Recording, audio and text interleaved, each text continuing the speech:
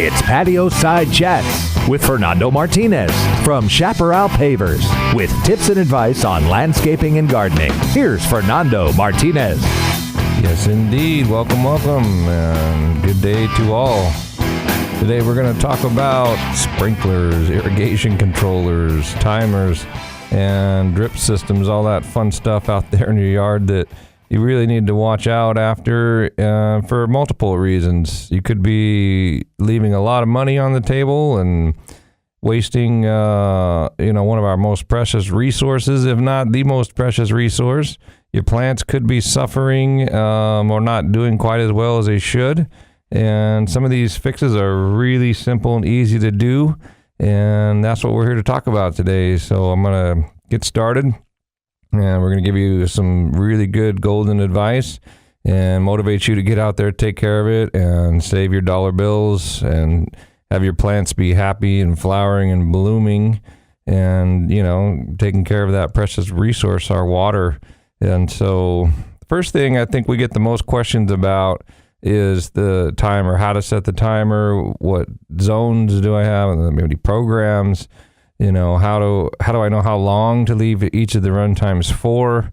And so we can start there and say, okay, I wish, oh my goodness, if there was a set it and forget it schedule, I could just tell you, hey, 10 minutes a station every day, leave it, set it, forget it, and you're done. That would be too easy. But unfortunately, it does not work like that. There's way too many factors to account for, really, and different types of soils, different types of plant material, different types of irrigation systems. And so each one of them, unfortunately, needs its own, thought process. It needs to have, is it a sloped area? Is it flat? Is it sun, shade? All these different things that we have to think about. But once you kind of know your yard, you write a few things down, make some notes, keep it by the timer. At least know what station is what. I can't tell. I go to so many homes and go into the garage and we're looking at the timer. Usually it's in the garage. Sometimes they're outside. But there's no label there to tell me, maybe they got 12 stations, 15 stations. Even if you got 4 stations, it's good to know, where these things are. So locating them, notating which ones they are. And what I do on my notes as well is put down not only where it is in the yard, and you can describe the area,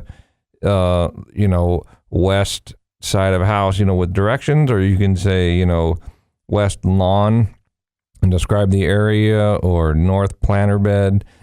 But what I also do is put down the type of irrigation that's in that area as well. So if you said north planter drip, fruit trees, bubblers, lawn area sprays, or lawn area stream rotors, lawn area MP rotators, or, sloped area, planter bed sloped drip, and so really get descriptive on your little sheet there. And a lot of the clocks come with a little map or numbers, and, it tells you there's like a sheet there that, and sometimes you can hang it with Velcro, or if not, just take a sheet of paper and, even tack it to the wall there near the clock, or put it inside the clock if there's a door, and close the door. So you have access to that, and it's going to make life a lot easier for you. So that's number one. Go out there and get that done if it's not already done. If it is done, good on you.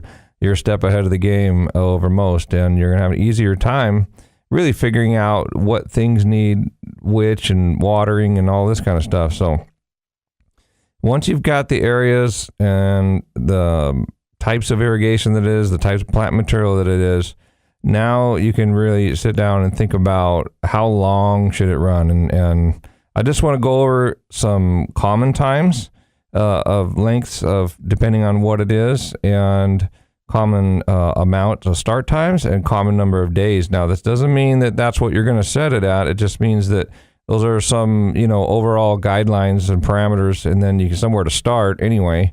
And that way you can tailor it from there depending on how your plant material responds to that schedule. So I would say, okay, lawn sprays are probably I say probably because they used to be the most common were sprays on the lawn. That's a pop-up. It has just a regular still spray pattern, and they put out a lot of water really fast.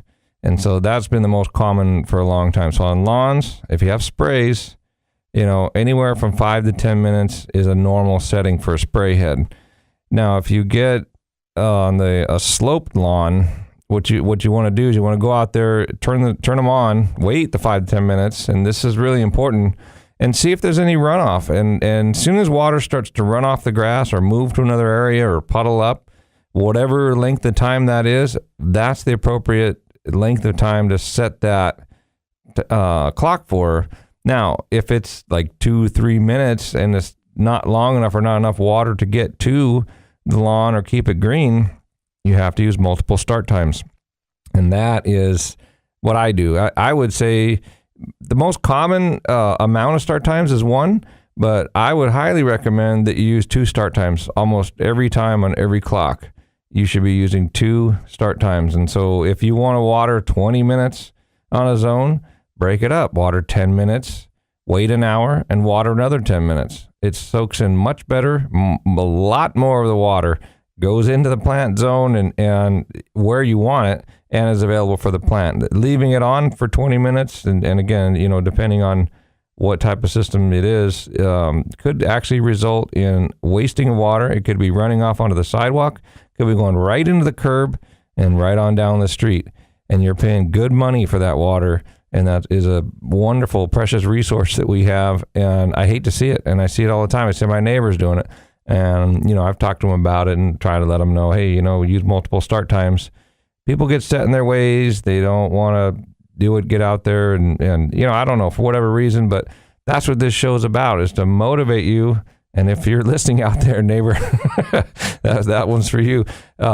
Multiple start times with less time, and you have way less water. You could actually almost have zero water running down the curb and in the street with multiple start times. A lot of clocks have up to 4 start times. So if you wanted to water that same 20 minutes, start it at 5 minutes per start time and run them, half an hour apart from each other. You're going to get a much better soak. You're going to get all your precious resource right where it needs to go, into the root zone. So sprays, 5 to 10 minutes, and again, breaking it up depending on if you have runoff or not. Now, if it's all flat and level, you have sandy soil, it's soaking it in, 1 start time could be fine. But a lot of us have clay soils, a lot of us have slopes, and a lot of the runoff starts really fast with the sprays. That's why MP rotators have gotten more popular, because they're like low flow valves for your toilet. They run a lot less gallons per minute and they water a lot slower. So they kind of compensate for the length of time that you can run it, so that you can actually run it 20 minutes. If it's putting a third of the water out and you're watering a spray for 10 minutes, when you get that MP rotator run for 20 minutes, you're actually putting out a third less water in twice the time. That allows for that soil to soak it in. Now, that's what I have. I have MP rotators on my lawn, and not only do I do that, where they're watering really slow and having the time for the soil to absorb, I use 2 start times on my MP rotators, 10 minutes each. So I'm saving a third of the water by not using the sprays, and I'm breaking it up between 2 start times just to make 100% sure I have no runoff. And I know that all that water is going down into that root zone. Now, a lot of times if you have bigger lawns, you've got the stream rotors, which are these big giant, streams essentially that come out kind of like a hose, and then they spread out over the whole lawn area, and they move really, really slow. It can take 30, 40 seconds for, a half to come around and go 180 degrees. So those have to be watered at least 30 and sometimes 40 minutes to really get the coverage, because they're trying to cover a large area. So know your sprinklers, know your heads, and know what to do and how to adjust them, and making sure that there's enough time and to cover, but breaking it up between the multiple start times. So that's number 1. The number of days that you water. How many days a week do I water? So, that can change based on whether you've got brand new landscaping that's just been put in, and that's tricky because you've got to water a lot more on a brand new landscape. And I'm saying up for the first year. So if you have new plantings, you want to up the water, and those are the only situations where you're going to water every day. Is brand new lawn, brand new plants, small ground covers, things that have just been planted and new. For the first 2-3 months, it's okay to water every day. But really, that's about the only situation. So if you've got an established landscape over a year old, I've seen people with 5 years, 7-year-old landscaping watering every single day. It's absolutely not necessary. You're wasting money, wasting water, and the plants are not even going to be as happy. Some will tolerate it, but that's what they're doing. They're tolerating being overwatered, which is exactly what you don't want. So to me, it's the number of days average, let's say 4 days a week to 5 days a week during the summer, and 2 to 3 days in the winter, or even turning the clock off in the winter, depending on if we're getting rain or not, which here on the Central Coast is kind of iffy. You know, it could be seemingly year-round arid when very dry. You know, there almost is no winter sometimes. But so think about that and know that you should not be watering every single day. And the different areas are going to possibly need, you know, different times. So if you have your lawn and let's say it needs 4 to 5 days a week to keep it green, but the plants only need 2 to 3 days on say a drip system, and you know, for more like shrubs and trees and things like that, then you have to separate them out and programs. And that's why the timers have multiple programs. And again, this is a feature that's really barely used. Everybody puts everything on program A or program 1 or whatever it is, and you leave it on there and you set it and forget it, and it's just not the best. Again, wasting water, wasting money, and the plants aren't doing as good. You're either overwatering the plants or underwatering the lawn. So it's going to be really hard to get a number of days to schedule if you're having grass and shrubs on the same, what they call program. And so usually they're A, B, C on the programs, and then start times will be numbered 1, 2, 3, or 4 start times. And then the zones, those areas that are being covered, are also labeled per station. So that's kind of the 3 main things that you have to know to set that timer and set that program, so that you can understand how to best efficiently keep everything going and alive and really thriving, flowering. So, I mean, this is obviously only one part of, you know, getting the landscaping and plants and lawn, everything going, because you need fertilizer, you need to do pruning, you need to look out for bugs and snails and gophers and this kind of thing too. But the one of the main, what I call that 3 kind of trilogy thing, the watering, pruning, and fertilizing, in order for you to have a green thumb, this is one of those key 3 ingredients. So it's super, super important. Absolutely. So now the drip system waters emitters. Okay, so they water little, really tiny amounts of water that come out really slow. It's obviously one of the best ways to water because exactly what we're talking about. It allows the water to get into the soil and to penetrate and go down, and there's almost zero runoff every time from a drip system. That's why they're so awesome, and you see them. They're cheap. The hose is it's that black hose. You see it stringing around and super easy to work with. If you want to add new plants, you can just pop a couple emitters in there. There's no glue. There's no fittings. Everything is compression fit, and you punch a hole and then you just pop the emitter right in. Super easy to work with, and a great way to water. Now, the only downside drip systems is they are maintenance. You do have to take care of them, and a lot of things can go wrong. It's a really thin pipe. Again, those same compression fittings or punching the hole and putting the emitter in is great and easy, but it can also fail just as easy too. They can come apart, emitters can pop out, things can clog. You know, it's real easy to be raking in the planter beds and knock one of the emitters out. So maintenance is key on that. So we're going to talk about maintenance of the drip system and how to take care of that, and how to get that watering here right on the other side. If you're thinking about putting in a new paver's patio or a paver driveway, call Chaparral Pavers, 805-588-6917. The best paver installer on the Central Coast. Check out their portfolio and customer reviews online. ILoveToComeHome.com. That's Chaparral Pavers, 805-588-6917. And on the web, ILoveToComeHome.com. Okay, so drip system maintenance. And this goes kind of for all landscaping, irrigation maintenance. If you have more, let's say 6 stations, if you've got more than 6 stations and you're in a decent size yard, say you've got 8 stations, 10 stations, 12, 15 stations, do yourself a favor right now, go down to the irrigation store and get a remote for your timer. If your timer does not allow you to get a remote control where you can walk around the yard and turn one station on, turn another station on, then throw that clock in the trash, go down, get yourself a new clock, get the remote control, get a weather station too while you're at it. We can talk about that coming up here in a minute, and I do want to get into that, but a remote control saves an immense amount of time. It makes exactly what we're talking about doing feasible, realistic. Either that or it's a 2-person job with a cell phone and turn it on, turn it off. Which station in this area, that area? So no, get a remote control. They're super easy to install.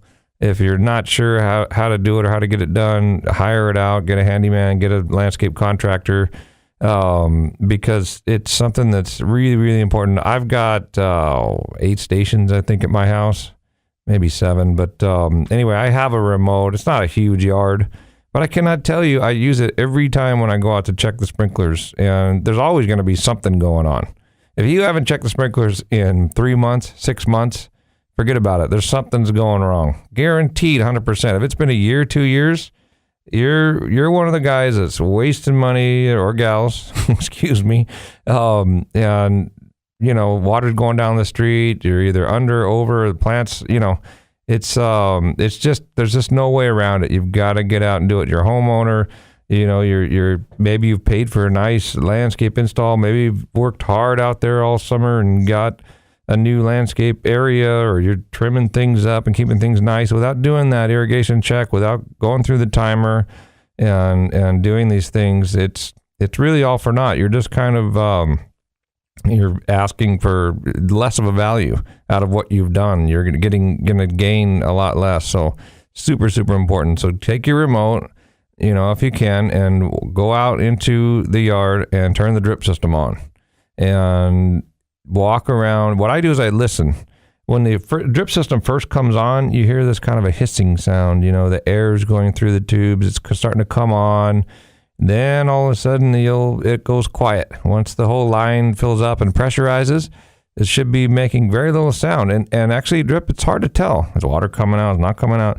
You've got the bark or rocks on top, and if you have somebody who didn't plan ahead and you put a drip system down, then you put a weed barrier on top of the drip system, and then you put rock on top of that, good luck trying to find out whether the thing's leaking or not.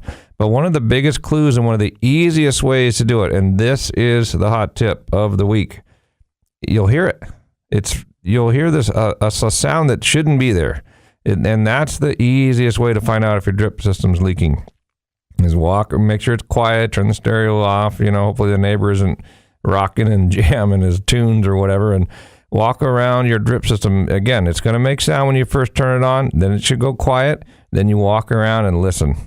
Do I hear a stream of water hitting the bark or hitting a root, or something doesn't sound right? That's where you dig. That's where you uncover the bark. That's where you look for the drip system. You know that it's going to be around the plants. So even if you can't see it, you can kind of imagine if you see a row of plants, or maybe your planter bed's 3-4 feet wide, it's going to be running probably down the middle, to each of the plants. So it's somewhere. If you're trying to find it, just go up to a plant right next to it and start moving the bark or rock around, or dig down a little bit and see if you can find that drip system. But if you don't hear anything, chances are you're fine. If a fitting breaks, usually the most common thing is you see a little tiny stream of water shooting up in the air. Just happened to me the other day. I walked out to the front yard and the drip system's on. And I see this stream of water shooting out into the grass. Now, it wasn't hurting anything. It's watering the lawn, but it's giving the lawn too much water. And the plant that's supposed to be getting water isn't getting any because it's shooting out the stream over into the grass. So, or sometimes a plant gets way too big and you're pruning it back. It doesn't need anywhere near that amount of water it's getting. And so those are kind of some of the clues. But again, super easy to hear. And then you spot that stream flying in the air. You go dig it out. Probably a broken emitter, or it popped out, or a fitting popped off, or something. Turn it off. Get yourself a little emitter or a plug or whatever needs to be, or a new fitting, and get it repaired. You're good for another 6 months, a year. Really. And so, I mean, you should be checking it quarterly. I think would be, if you're really on top of your game. I don't always do that every quarter, but it's a good habit to get into. So that now, when you turn the lawn sprinklers on, there's usually something, even if it looks like everything's working good and spraying, there's no leaks, nothing crazy, just dial them in. They get turned ever so slightly and moved. And, are the sprinklers spraying straight up and down? An angle of a head can make a huge difference. If it's leaning back over time, a root grew, or the soil settled, or something, the mower pushed it down or something. And if they're leaning sideways, if they're not basically straight up and down, perpendicular to the ground, they're not spraying correctly or as best as they could. Also, hardscape areas where it's really difficult sometimes, all these curves, and, you're trying to put the sprinklers not exactly a 90-degree corner, or an angle. And if you get a lot of water on top of the hardscape, it will start running off and wasting water. So try to dial it in. Make sure you're not overspraying too much into the planters. That's the most forgiving thing, and a lot of people let it go because there's no reason to not have it. Go in the planters doesn't really seem to hurt anything, but if you dial that in and just hit the lawn, not hitting the planters, the plants are not going to be overwatered, and all the water that you're putting out will actually be going on the grass. So that's very important. So you've got a lot of, fine-tuning things, even if there's nothing really obvious. I mean, you turn it on, you see the big streamer going up in the air. That's a problem. That's a lot of money really fast, and a lot of water going down the thing. And if your sprinklers are going off in the middle of the night, you maybe won't notice that. So, I mean, those are, some of the more obvious types of things, but there's just so many ways to fine-tune things. Even if there was a nozzle that maybe isn't shooting far enough and you're getting a dry spot in your lawn. Remember, don't look at the head right there at the base. This is another good tip for you. When you see a dry spot on a lawn, it's not the responsibility of the head near that dry spot to be watering that dry spot. It's the other heads that are farther away that are spraying back to that spot. They're the ones that need to be adjusted out. A lot of times I see people adjusting that sprinkler down to try to hit right around itself. Sprinklers spray out. They're not supposed to water around themselves. They water to the next head. And that's when you get into what they call a head-to-head coverage on the lawn. So you should be looking for the coverage issues. You should be looking for, does it, hitting on the hardscapes and running off? Are there any streams or any obvious leaks? Is there any weird sounds? Sometimes you'll see the sprinkler will pop up and be spraying correctly, but in between where it pops up and the cap that holds it down from not just flying out of the sprinkler body, it can leak there. There's wiper seals right there. Sometimes those loosen up. Could be just a quick little, you take your little adjustable wrench out there and crank it down and tighten it. And sometimes you can just hand tighten it. That's a classic case of everything's working great, lawn's green, you turn it on and that wiper seal's leaking. Again, you get a puddle of water or it's flowing over into the curb and running down. So simple things. It just takes a set of eyeballs on there. It just takes going out there and doing it with the remote. Much, much easier. Now, once you get everything not leaking and covering correctly, it's not spraying all over the fence and the neighbors and all this kind of stuff, and everything's looking good. Okay, now you can still be fine-tuning the time, the length of time, the minutes it's doing, and playing with add a day, take a day off, experiment. and really see, like, if I took 2 minutes off at each station, is everything still green? If I took 1 day off, is everything still green? Or do I now get a dry spot? And when I put the day back on, is it green? That's how you know. That's the right schedule. It's not every day, 10 minutes, 20 minutes, whatever.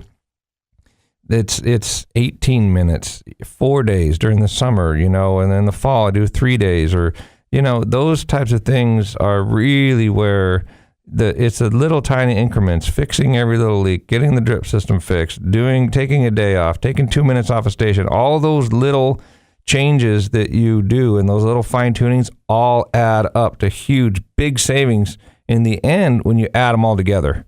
And that's the really key, because if you do have some wiper seals leaking, one emitter's blown, and a nozzle got knocked off, you're watering every day, all those things add up to huge dollars. And so that's what I want you to kind of think and frame as you're walking around the yard and really checking out your yard, because it's something that you can be fertilizing and doing great and attentive to all that. You can be doing all the prunings and keeping everything in check and nice and, manicured.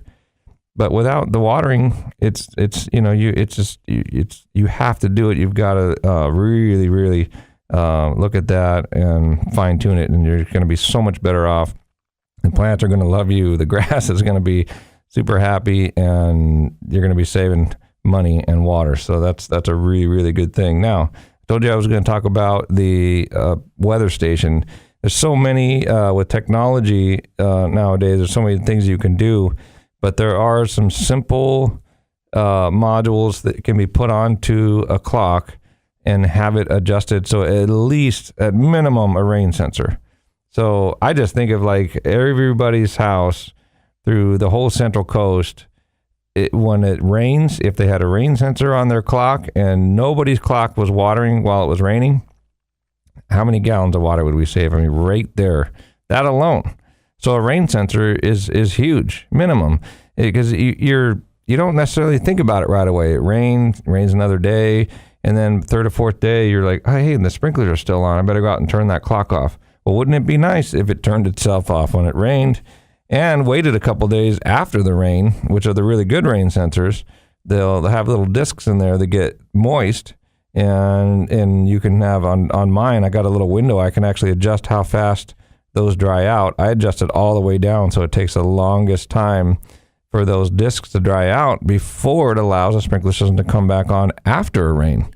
So even some rain sensors will shut it off while it's raining. Well, the next day it's not raining, it'll turn the sprinklers on, but the soil's still wet. So try to get a rain sensor that has an adjustment where you can leave it off for a few days after the rain. And if you're doing it yourself, that's great. Go out there and just use that off button. Absolutely. And sometimes I'll do that even after I'll reset the schedule for the summer schedule and the watering and all this. And that's, I'll get everything too wet, and it's easy to do. And I'll just go out there and just turn the clock off and wait 2-3 days, see, until it looks like it needs it again, and then turn it back on. So basically, set your program timer for not every day. Try to think about, how many days a week throughout the year. Try to adjust it 3-4 times a year. Make your notes there for your stations. So you've got the area, the type of sprinkler that it is. You can notate whether it's on the sun, shade, slope. Think about that. You can check all your heads and make sure that they're adjusted correctly. They're not overspraying. They're not spraying on the hardscape. The wiper seals aren't leaking, and there's no obvious, something going crazy. Your drip systems, listen for the air to come out, and, any leaks and any weird noises and things, and try to find that and stay in tune with that. Your plants are going to thank you. Your wallet's going to thank you. Mother Nature and our water situation will thank you. So it's a really win-win for everybody, and I just cannot say it enough. And that's why we're here, to help you and motivate you to get out there, and that's what this show is all about. So go save that water, save that money, and have those plants doing great. This has been Patio Side Chats with Fernando Martinez from Chaparral Pavers. Go to ilovetocomehome.com to find out more or call 805-588-6917. And be sure and tune in next week at this same time for Patio Side Chats here on KSMA.